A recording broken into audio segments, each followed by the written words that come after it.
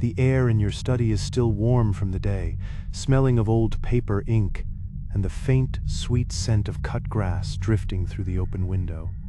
It's a summer evening in Surrey, 1895. Outside, the world is settling into that deep, comfortable blue that comes just after sunset, when the sky seems to hold its breath. Gas lamps are being lit in the village, their orange glow punctuating the gathering dark. You can hear the distant, rhythmic clatter of a late train on the tracks, a sound as familiar as your own heartbeat. You're watching the first stars appear, pinpricks of cold light in the velvet expanse. The horizon over Horsell Common is a smudge of purple and indigo. It's a peaceful, ordinary moment, the kind you don't think to remember until it's gone forever. That feeling of deep summer quiet, where time itself seems to slow and thicken like honey. Then, without a sound, a green flame scratches the sky. It begins as a faint emerald spark near the zenith, far brighter than any star. For a second, you think it's a shooting star, and your mind does that very human thing. It wonders, idly, where in the world a piece of it might land. But this is different. It doesn't streak and vanish, it grows. A silent green line is being drawn from the heart of the cosmos down to the dark line of the common. It's not a streak of light, but a stain of it, a luminous wound that etches itself across the constellations. There's no tail of sparks, no crackling roar, just this impossible silent green descent. It lasts perhaps 10 seconds. The light is a peculiar sickly chartreuse, illuminating the undersides of the high clouds with an unearthly pallor. It casts a faint, ghastly glow on the garden below, making the familiar roses look alien and wan. The green line isn't fire, it's something else. It looks solid, like a molten thread of some celestial jewel being lowered to earth. Then it's gone. The point where it vanished is somewhere on Horsell Common, beyond the pine trees. The darkness that rushes back feels deeper, heavier than before. The stars seem farther away. The ordinary night sounds, a distant dog barking, the rustle of leaves feel like intrusions. You stand at the window for a long time, the page of your book forgotten. The air coming through the window no longer smells just of grass and coal smoke from London. It smells of ozone, sharp and electric, and something else underneath, a faint metallic tang like the air after a lightning strike far away. You watch the common, half expecting to see a fire bloom in the woods. But there's nothing. No sound of an impact, no alarm. Just the serene, ignorant darkness. You finally step back, the floorboards creaking under your feet.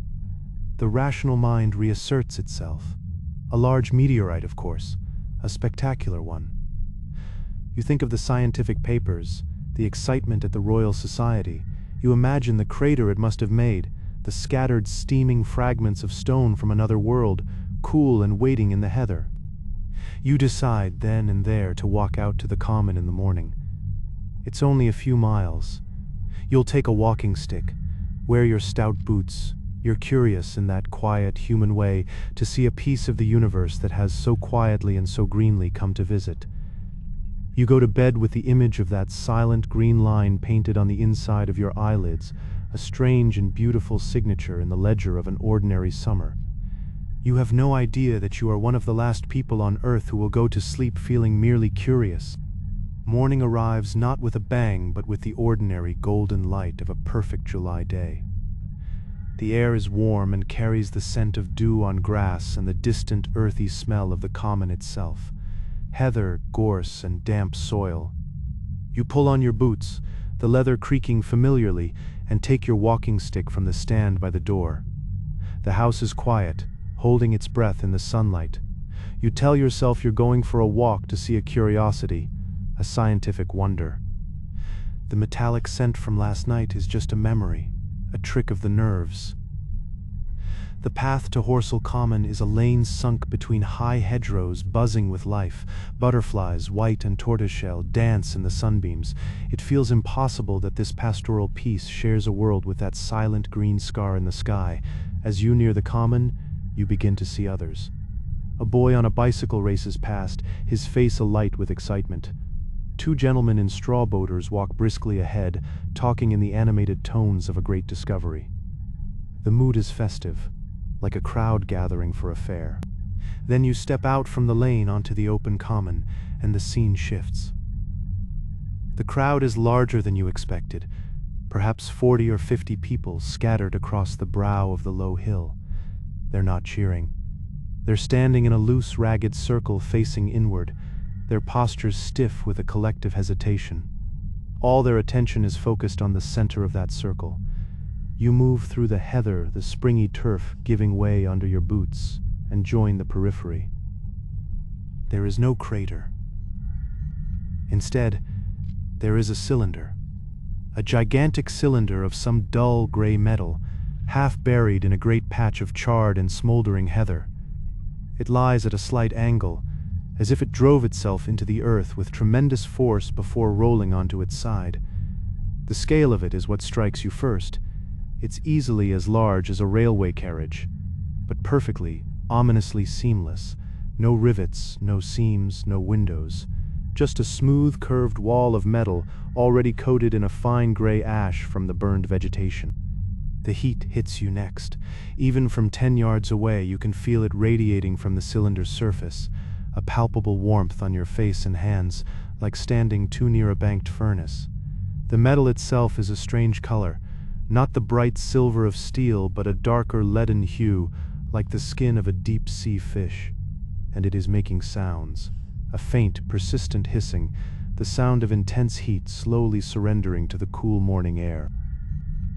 Underneath the hiss is a ticking, a series of small metallic pings and pocks, exactly like a giant kettle cooling on a hearth. Tick, ping, tick-tock. The crowd watches this in near silence. The festive chatter has died. A man in a tweed suit is poking at the edge of the scorched earth with his walking stick, as if testing the reality of it. A woman holds a handkerchief to her nose. The air here is thick with the acrid smell of burnt peat and something sharper, almost alkaline, like lye. The green living common stretches away on all sides, birds singing in the gorse. But here, in this blackened circle, summer has been cancelled. This is a place of aftermath. You notice the details? How the heather isn't just burned, it's been vitrified in a perfect ring around the cylinder, melted into brittle black glass that crunches underfoot. How the cylinder's surface, though hot, seems utterly unmarked by its passage through the atmosphere.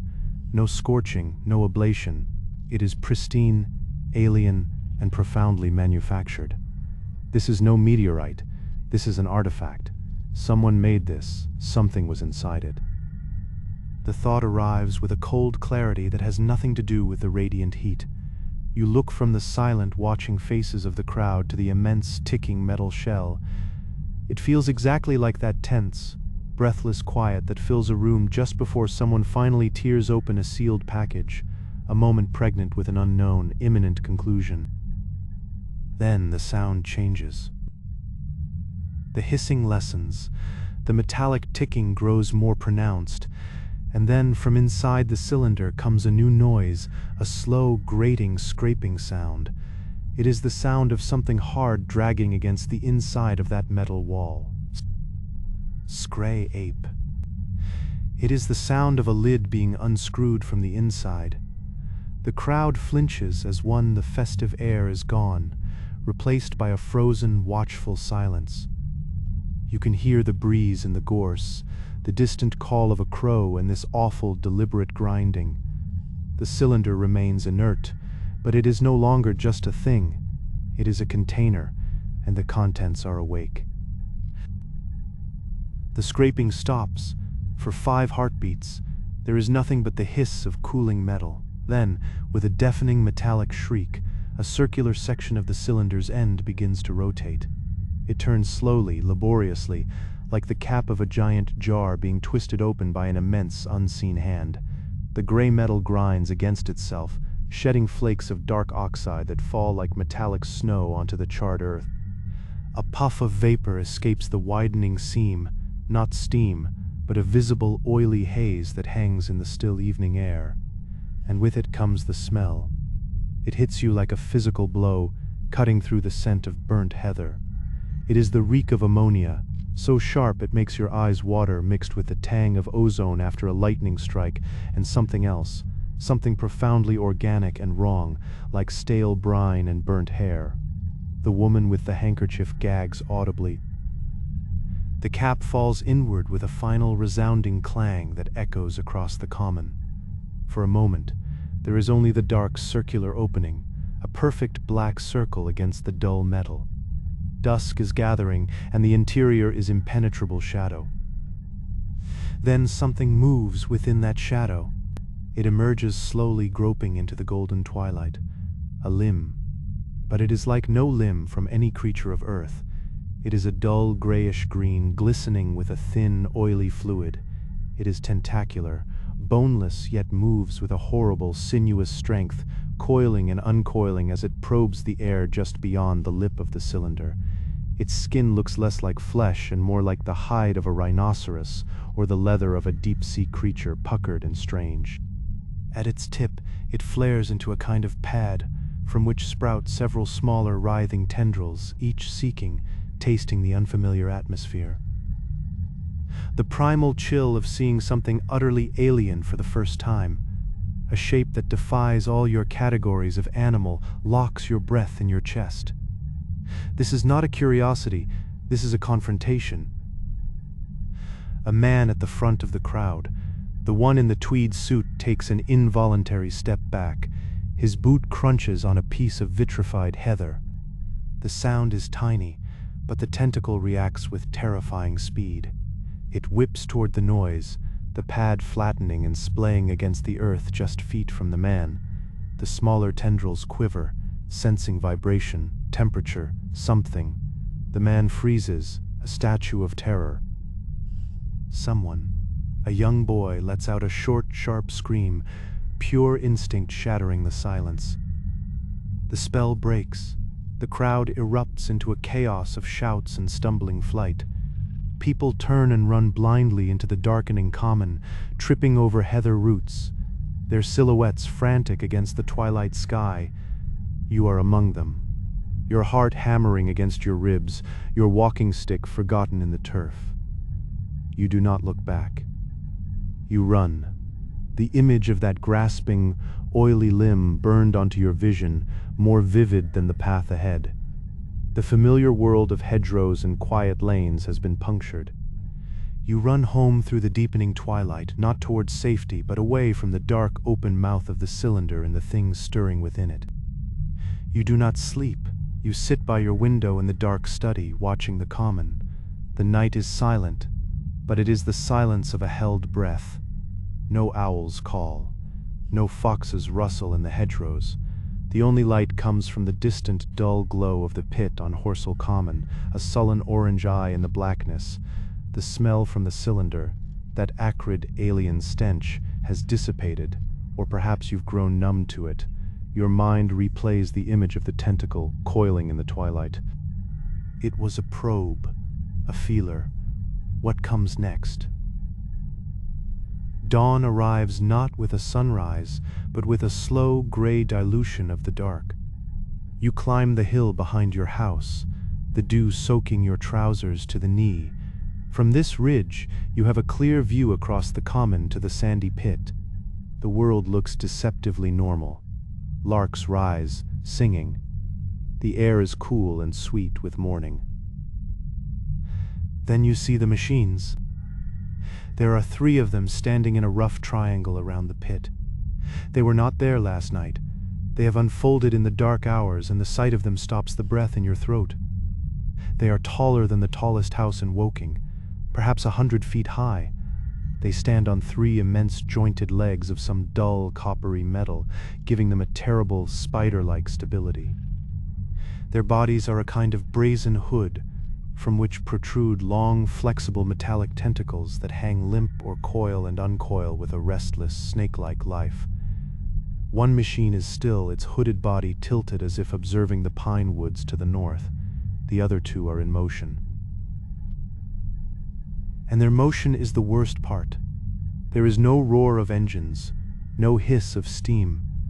They move with a silent, dreadful grace. One takes a step, its great leg rises, the joint bending with an oiled, predatory smoothness, then plants itself 50 feet away with a soft, crushing thud you feel through the ground. It is not like watching a machine work. It is like watching something alive, something with a chilling, intelligent purpose, learn to walk. A flash of light, silent and invisible, cuts the morning from the lead machine. It is not a beam you can see, but its effect is instantaneous. Where it touches the line of pine trees at the edge of the common, the world simply ignites. Not with spreading flame, but with a sudden, simultaneous explosion of fire. A dozen pines become, in an eye blink, towering pillars of roaring orange and black smoke. The heat reaches you a second later, a dry, searing wave that makes you flinch back. The sound is a vast, tearing crackle, like a forest-sized sheet of canvas being ripped apart. The heat ray sweeps sideways. A farmhouse on the far ridge Chobham Way glows white-hot for a single, surreal second before it collapses inward upon itself, a puff of smoke and sparks. This is not war as you understand it. This is eradication. The helpless feeling of watching a storm approach, knowing it will destroy everything in its path, settles in your bones. But this storm walks. It chooses. The three tripods now turn with a unified, chilling purpose. Their hoods align toward the church spires and railway sheds of Woking. They begin to stride, their legs moving in that same silent, rhythmic, impossible gait. They cover the ground with terrifying speed. A tentacle from the lead machine lashes out, not with a heat ray, but with a physical blow. It smashes the water tower beside the railway line. A geyser of white water erupts, sparkling in the morning sun for a beautiful, tragic moment before the structure groans and collapses. You watch numb as the first distant screams reach you on the hill, tiny human sounds against the colossal crackle of fire and the rhythmic thud, thud, thud of the walking engines. Woking is beginning to burn. Black smoke plumes rise, staining the clean morning sky. The thought forms with cold, absolute clarity. Horsell Common was the landing. Woking is the first lesson. London, teeming. Unknowing London is the obvious destination. You must get to the city before the machines do. You must find your wife. You turn and half-run, half-slide down the dew-slick hill, leaving the view of the advancing tripods behind, their terrible silhouettes already shrinking the world you knew. The lane from your house joins the main road to London, and the world you knew dissolves into a single choking river of terror. Imagine the worst traffic jam you've ever sat in. The blaring horns, the trapped, simmering frustration. Now strip away the order, the rules, the hope of movement. Replace the car engines with the panicked shrieks of horses and the raw-throated shouts of men. Magnify the chaos 1,000-fold and lace every breath with the certainty that death is walking behind you. This is the road to London at midday. You are absorbed into the current. A cart loaded with furniture overturns ahead with a splintering crash, spilling a walnut dresser and a child's rocking horse into the ditch. No one stops to help. The flow simply parts around it, a human river diverting past an obstacle. The air is thick with dust, kicked up by 1,000 wheels and boots, tasting of dry earth and sweat. It coats your tongue, films your eyes. A woman stumbles beside you, clutching a wailing infant to her chest, her face a mask of blank shock. You catch her elbow, steady her for a step before the press of bodies separates you. The connection lasts a second, her eyes never focus on you. Over the din, the crying, the cursing, the creak of overloaded axles, a new sound imposes itself. A deep, rhythmic thud, thud, thud, felt in the ground before it's truly heard. It comes from the southwest, from the direction of the burning villages. It is not loud, but it is immense, a bass note that vibrates up through your souls. Each impact is a little closer than the last. A paralysis seizes the crowd. For 3 heartbeats, There is a lull in the shouting, a collective intake of breath. Then the panic redoubles, becoming a mindless crush. From a low rise ahead, you see it. A tripod, taller than the elms lining the road, strides across the open fields parallel to the highway. The sun glints coldly on its brazen hood. It moves with that same silent, predatory grace, its long legs scissoring through the barley, leaving a trampled ruin in its wake. It is not attacking, it is pacing the exodus, a shepherd of nightmares. It stops. The hood rotates slowly toward the packed road. A cluster of carriages, piled high with trunks, is struggling in the bottleneck of a small bridge just ahead. A tentacle uncoils from beneath the hood, not to strike, but to point. There is no beam, no flash.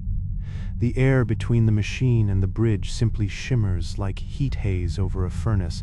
The world erupts in light and sound. The lead carriage, its horse, the people crowded on the bridge, they become, in an instant, a single blinding column of white fire. The explosion is a deafening whump that punches the air from your lungs. Splintered wood, molten metal, and unnameable debris arc through the sky, trailing smoke.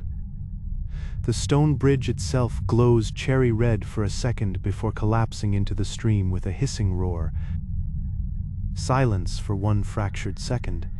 Then the screaming begins in earnest, not cries of fear now, but raw, animal shrieks of pain and loss. The tripod takes another step, its heat ray sweeping sideways along the road. Wagons explode like firecrackers, one after another, painting the dusty air with orange flame and black, oily smoke. The river of people shatters. The crowd surges off the road, spilling into the fields, trampling through the barley and the hedgerows in a blind, scattering frenzy. You are carried with them, stumbling over ruts and roots, the heat of the burning road pressing against your back. You do not look back. You run, and all around you, London's last hope runs too, scattered like leaves before a furnace wind. The scattering becomes a solitary flight. You run until the stitch in your side is a white-hot knife, and the thunder of your own heart drowns out the distant fading screams. You collapse in a copse of beech trees, their leaves trembling not from wind, but from the deep concussive impacts still trembling through the earth. You lie there for a long time, watching the sky through the branches.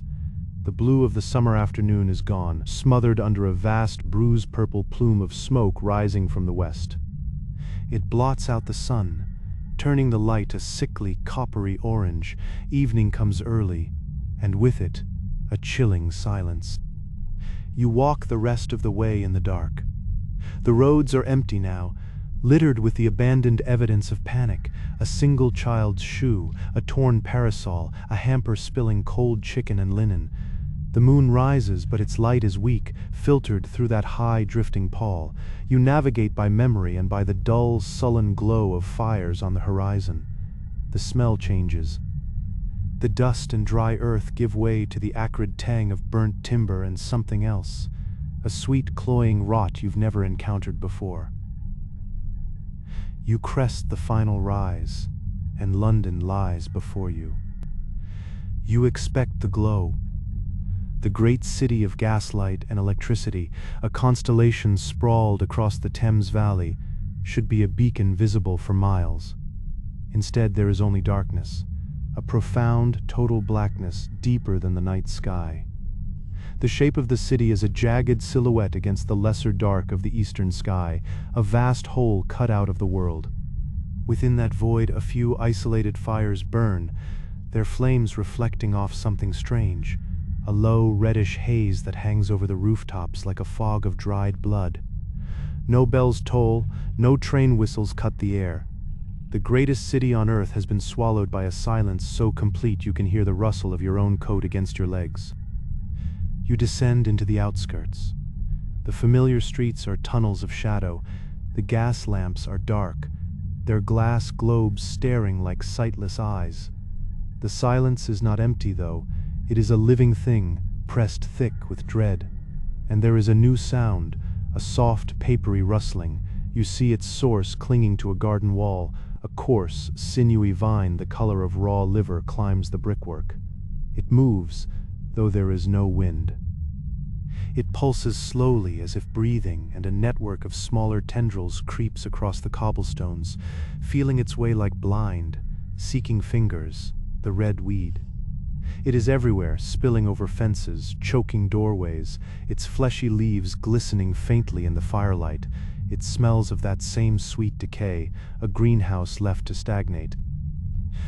Your neighborhood is a portrait of interrupted life. A front door stands wide open, revealing a hallway rug and a hat stand. A perambulator sits abandoned in the middle of the road.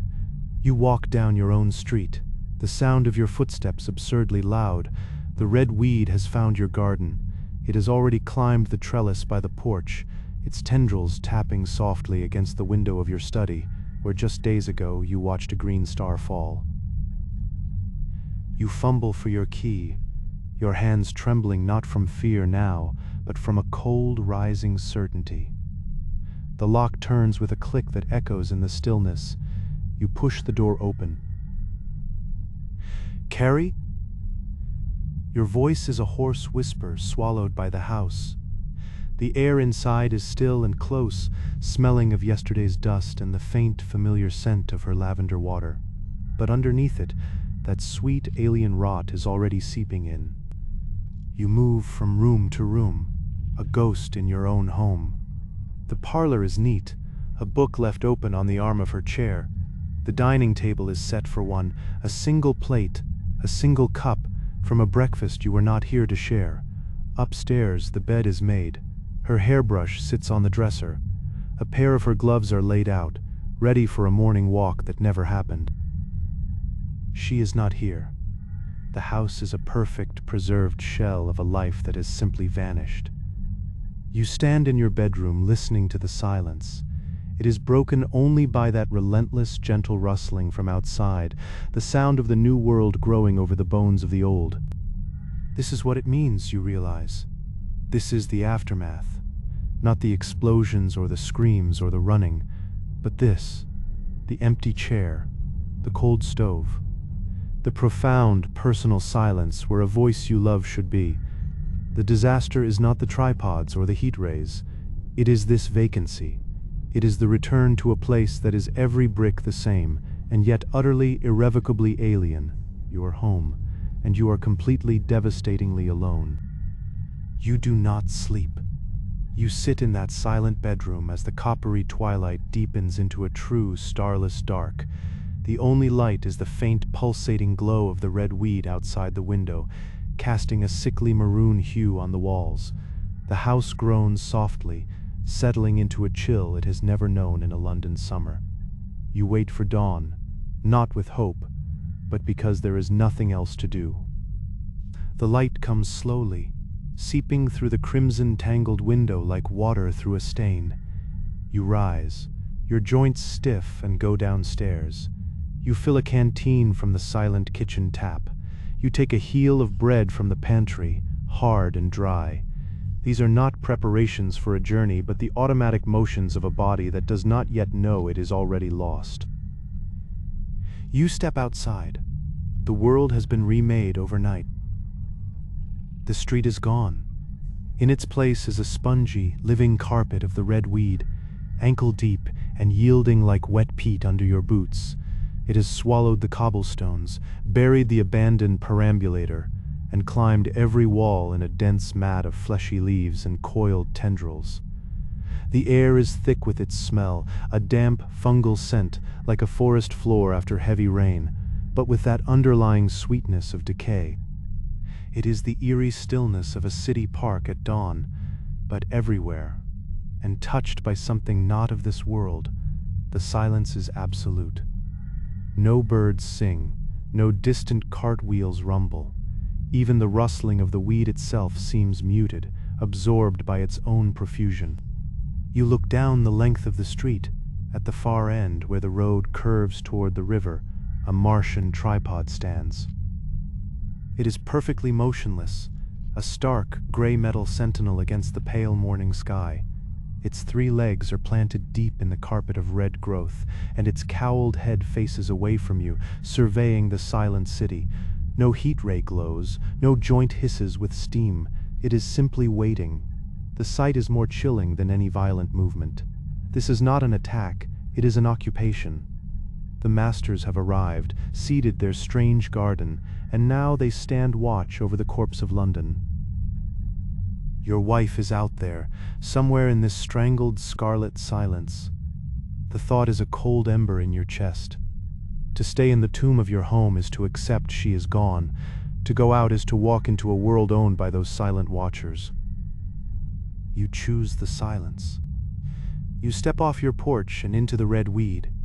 It gives way with a soft, sighing squelch. You move with deliberate slowness, placing each foot carefully to avoid a betraying snap or crunch. You head not for the main thoroughfares, where the tripods likely patrol, but into the labyrinths of narrow alleys and mews behind the houses. The weed is thinner here in the shadows, and you can sometimes feel the hard stone beneath the pulp.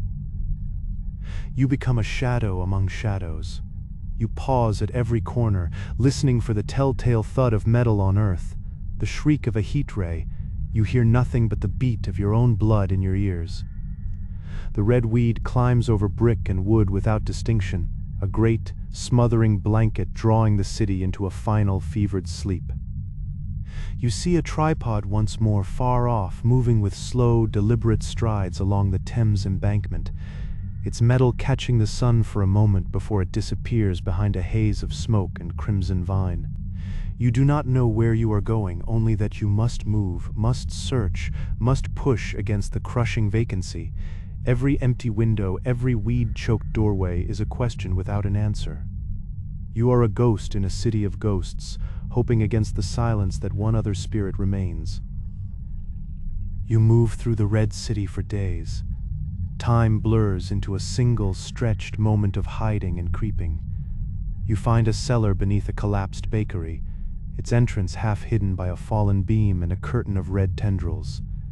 You retreat into its cool, flour-dusted dark.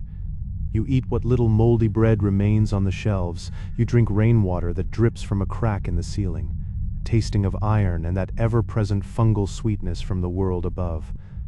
The silence is a physical pressure. You strain to hear anything beyond the occasional distant thud of a tripod's step, a sound that now perversely becomes a comfort. It means the world still has a rhythm, however terrible.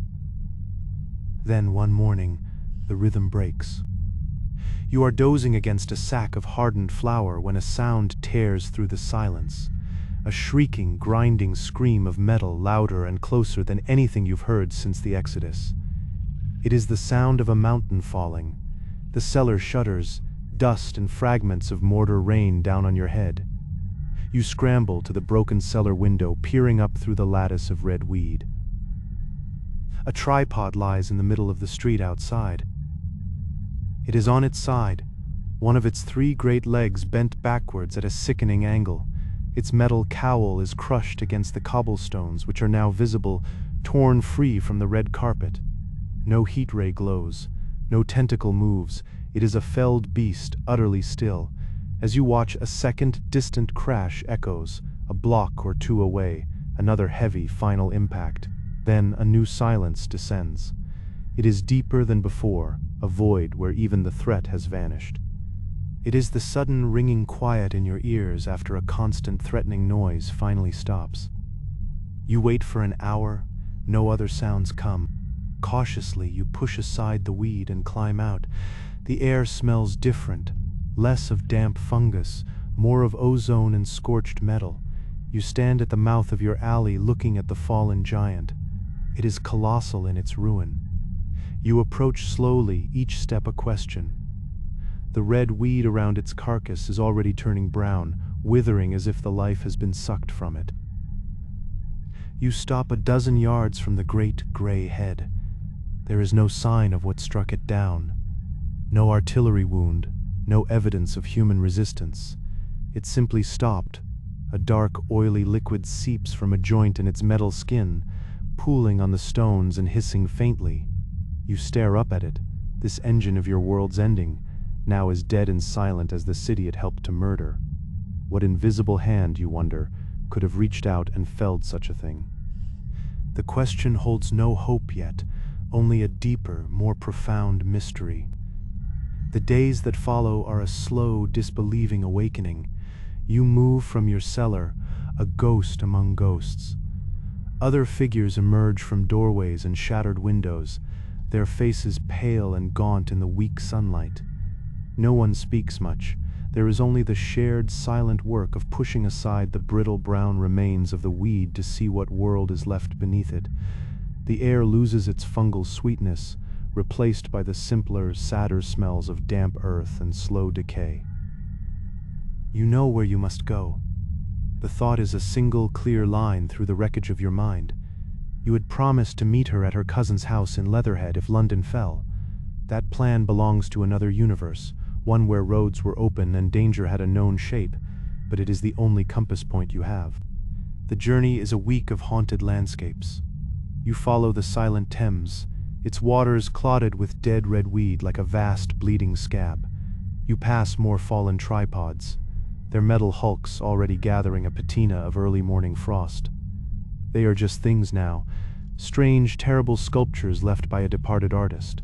The profound mystery of their fall has settled into a quiet, accepted fact. They were killed by the humblest of things, by the bacteria in our water, in our soil to which they had no defense. We had bombarded them with the invisible artillery of our world. You find the church in a small village just beyond the city's final sprawl.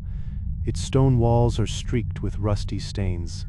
The oak door is scarred by heat ray scoring, but it stands. You push it open. The interior is dim, lit by tallow candles that smell of animal fat. Perhaps 50 people are huddled in the pews or on bedrolls upon the flagstones. The air is close, thick with the scent of unwashed bodies and boiled turnips. Your eyes scan the tired faces. And then you see her. She is sitting against the far wall, wrapped in a gray blanket. Her dress is stained with the same rusty red that marks the stones outside. She is thinner, her face all sharp angles and shadows. She is staring at nothing, a piece of hard biscuit held forgotten in her hand. You cross the space. The sound of your boots on stone makes her look up. For a long moment there is no recognition, only the blank, exhausted stare of someone who has seen too much. Then her eyes focus. They widen. The biscuit falls from her fingers and rolls across the floor. No word passes between you. None are large enough. She stands, the blanket falling away, and then she is simply there, her face buried against your shoulder, her hands clutching the back of your coat. You hold her. You feel the tremble that runs through her, a vibration as deep and fundamental as the tripod's footsteps once were. It is the tremor of a bridge that is held against all odds. The profound relief is a physical warmth, flooding the cold hollow that has lived inside your chest for weeks. It carries no joy, not yet. It is the cessation of a specific, terrible pain. You lead her outside into the thin light of a late afternoon. The world is quiet. Across the field, a blackened tripod skeleton stands sentinel over a fallow pasture. But from a copse of birch trees, you hear it. A tentative, chattering song. A small flock of starlings has returned. They wheel once over the red-draped church spire, then settle on the silent metal giant as if it were just another tree. You stand together, watching them. The silence is no longer that of the grave, but of a world holding its breath, waiting to see what grows back first.